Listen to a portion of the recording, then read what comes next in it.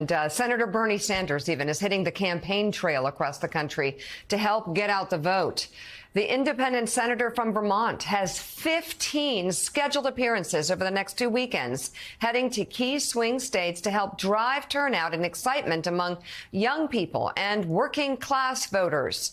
The senator's tour starts today in Oregon and California, then moves east to key states like Wisconsin and Pennsylvania. And Caddy, I mean, you've been traveling across the country, actually, for your BBC special on Trump's America. And I'm curious, is it going to be possible at this time for the Democrats to be able to have a message that does two things at once, that talks about the Republicans and abortion and their sort of inhumane policies versus, and taking your rights away, versus touting the legislative wins that could help the economy, but not exactly right now because a lot of legislation and policies takes time to deliver. This is a tough one.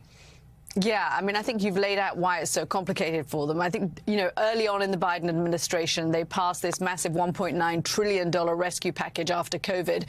And they really hoped in the White House that this was going to be the package of measures that would help them in the midterms, that would help them keep the House and the Senate. And then, of course, those $1,400 checks that were paid directly to people, the $300 a month child tax credit, which then sunsetted, but was a big boost at the time, is absolutely nowhere on the trail in Democratic ads. They're just not talking about it because of the inflationary possibilities of those stimulus and them getting hammered by Republicans for inflation. So the one economic message they felt they had, they can't talk about. And then the Inflation Reduction Act, some of the economic policies in that aren't delivering benefits until potentially the beginning of next year. So people aren't feeling those either. It is an economic bind, but with some 80% of the population saying economy is their most important voting issue.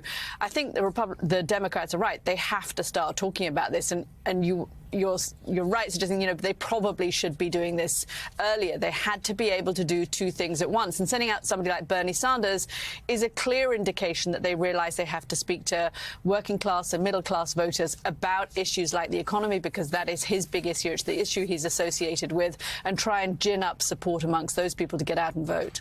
And as John says, the president of the United States never thought in the final stretch of this campaign he'd have to be in New York to defend the sitting governor there. Now, in a tight race and Democrats pouring money into districts, Biden won sometimes by double digits. So things are getting tense for Democrats. Meanwhile,